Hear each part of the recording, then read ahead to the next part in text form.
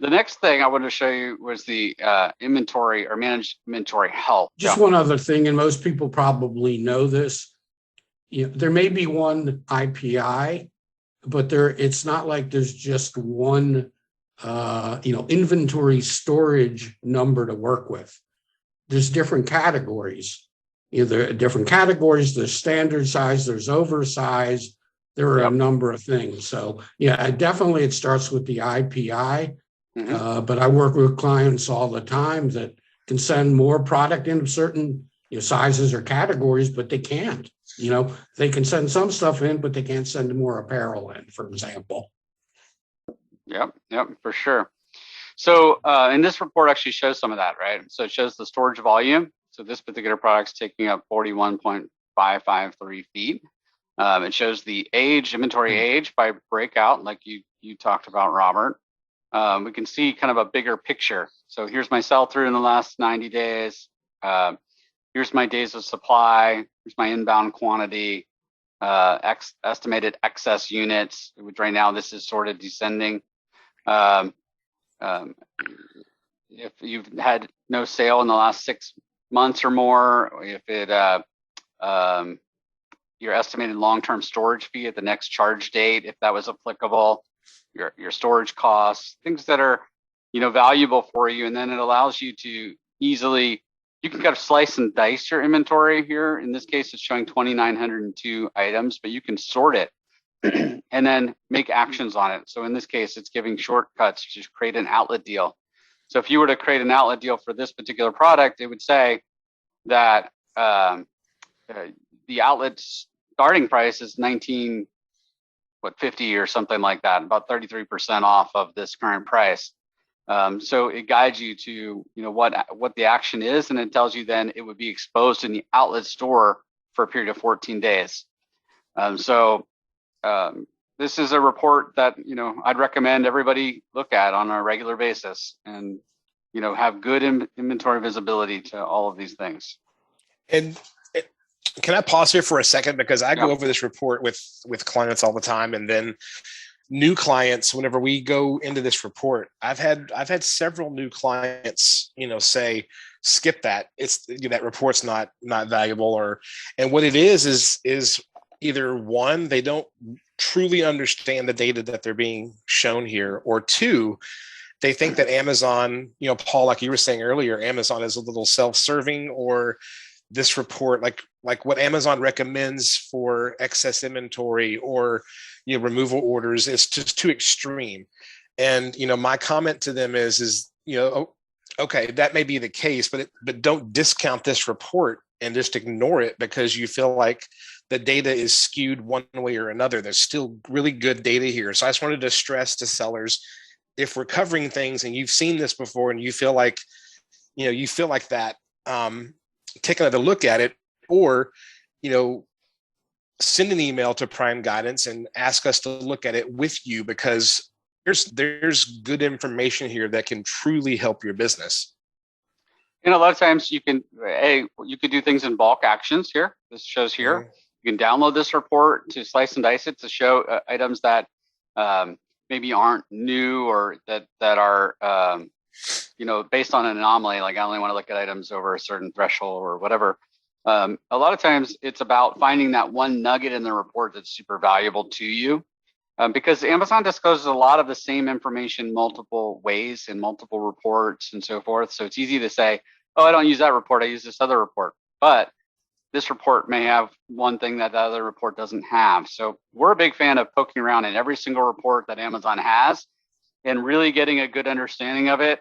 And that's one of the reasons that we have a reporting repository, so that we can keep track of, okay, we've got a client that needs something related to inventory. Here are the quick links to those reports, rather than trying to figure out where Amazon moved it next or whatever. Yeah, I mean, it's interesting to me looking at this, and I'm just looking at the first two rows, mm-hmm.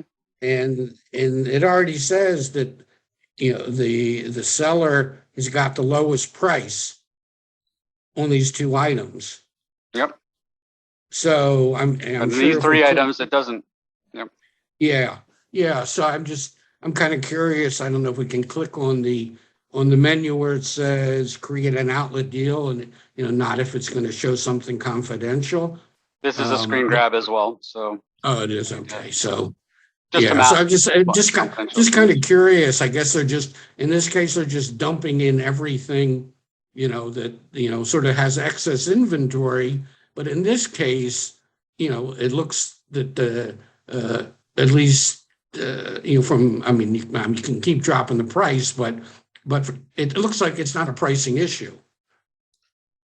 So you very well may be right. It could be a pricing issue, and we are the lowest price, but we could be the only seller also, and it could be that price is $10 over my competition, and that is really a pricing issue. But that's why you have to kind of dive in item by item. But if you're finding that my sell through has been horrible the last 90 days, well, what's driving that, right? That's where we have to then look at, is it something else? Is it findability? Maybe it's not the price, like you said. It could be the presentation. Sometimes, odd things happen. You got a big catalog, like this particular client has over 100,000 SKUs, I believe. And that, when you have that kind of a catalog, it's easy to miss when another seller makes an update to the listing and now your main image is wrong, or something is messed up in your listing. If you have multiple contributors, even with brand registry, sometimes things can happen where maybe they didn't list it properly, brand registry didn't take effect, and someone else that updated the content more recently actually overrode their content by mistake, and it caused havoc. So it gives you the reason to say, I've got to dig deeper here. Yeah. I mean, I've got one client that they've just struggled for a variety of reasons with inventory management, and as a result of going in and out of bestsellers over time, their organic rank has really suffered. And so they've, sort of gone through this as, like you said at the beginning, I did all the kind of unit P&L numbers and said, look, these are your sunk costs. And if you can move this product with this level of efficiency with paid traffic, let's say your sunk cost is 30%, if you can move it with an incremental cost of 20%, then, advertise it, coupon, do whatever you need to do, because, you're spending less than the sunk cost. And they'll try stuff and they'll be like, it didn't work at all. We put coupons on. Well, yeah, the coupons didn't work because nobody sees the listings because they've completely lost all their organic rank. So then they're in a position where they've got to advertise, and that becomes a really challenging situation. And, in this case, it almost has gotten to the point, which is we just have to remove the inventory. There's no way you can just advertise your way out of this problem. So to your point, you got to figure out what the problem is. Some things are less expensive to correct than others. Yep. None of these reports are going to tell you your answers. They're just going to point you to what's going on and allow you to dive into it. Wait, you can't run a report on tell you that you just to change a bullet and all of a sudden sales will skyrocket for you? So depressing. I wish. This is another report that I think a lot of people don't fully utilize. It's called Fix Your Products. You can find it under the Manage Inventory screen, and then there's one of the links there.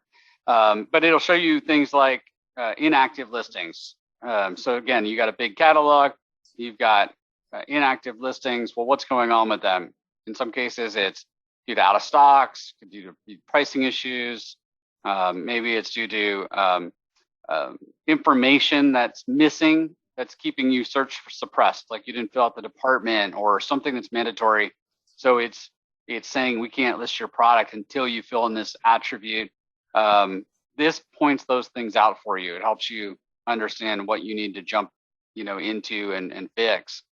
And it's in some cases they made it really easy. So for example, this case, it's saying we believe the main image has a portion of the product cropped or missing, which is true. It was kind of zoomed in too much, and Amazon's search algorithm recognized it, and they're giving you an option to replace it. So you can simply drag an image file over to that right section and fix it. Now, obviously, you may want to do it in a file instead. You can do it multiple ways, but they're giving you more and more fast, direct ways to correct issues that are going on with your catalog. Yeah, definitely. Anything to add on this? Well, no, I mean, this section.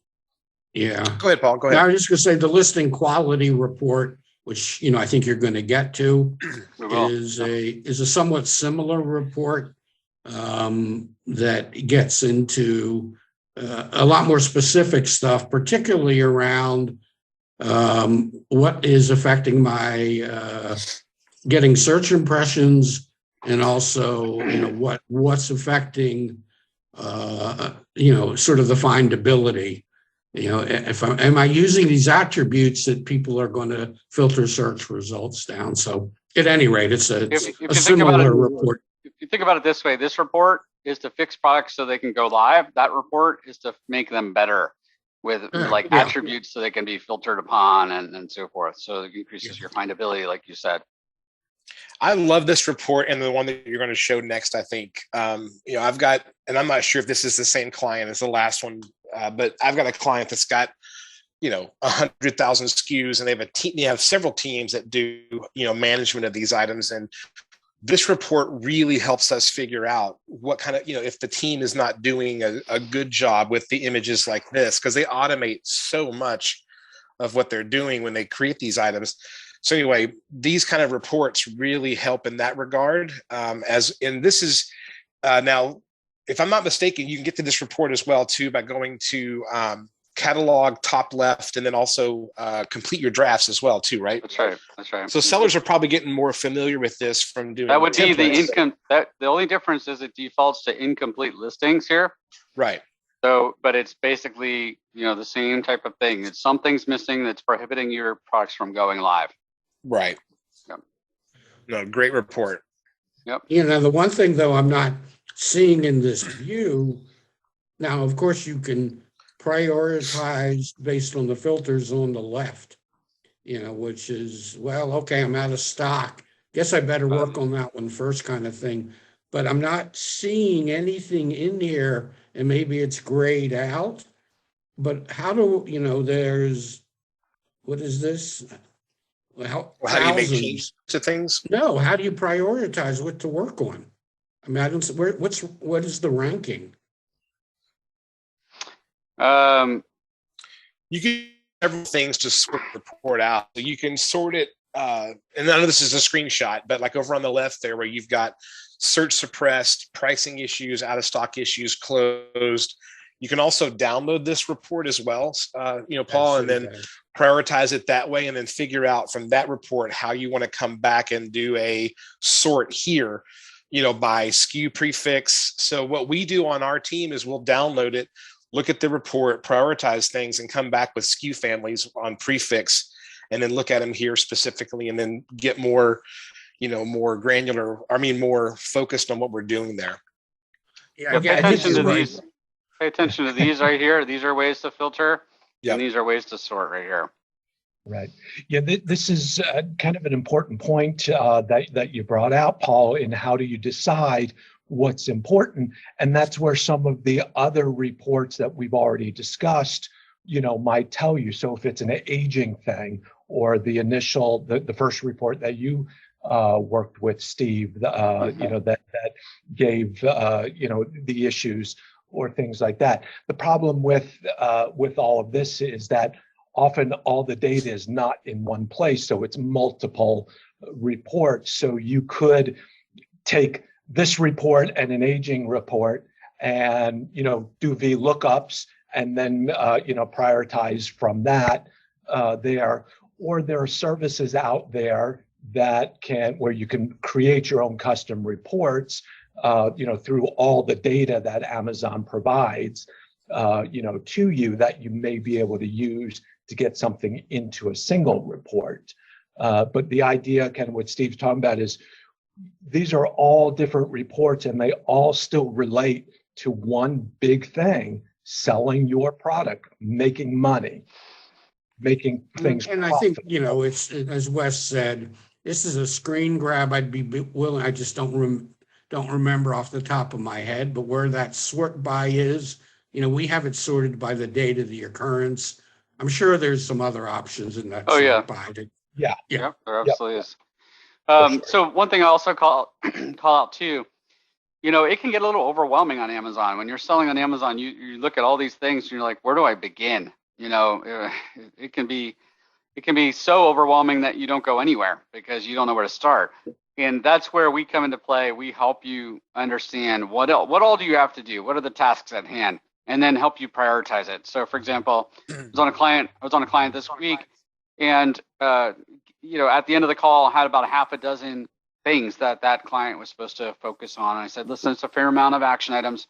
You're unlikely to go through it. Here's the order, in numerical order, that I would want you to focus on it based on what's most important. So not only do we help you break it down by week, what do we think is the most important, but even within that week, we will help guide you around where you should focus, what's going to move the needle the most, because it's so critical on Amazon.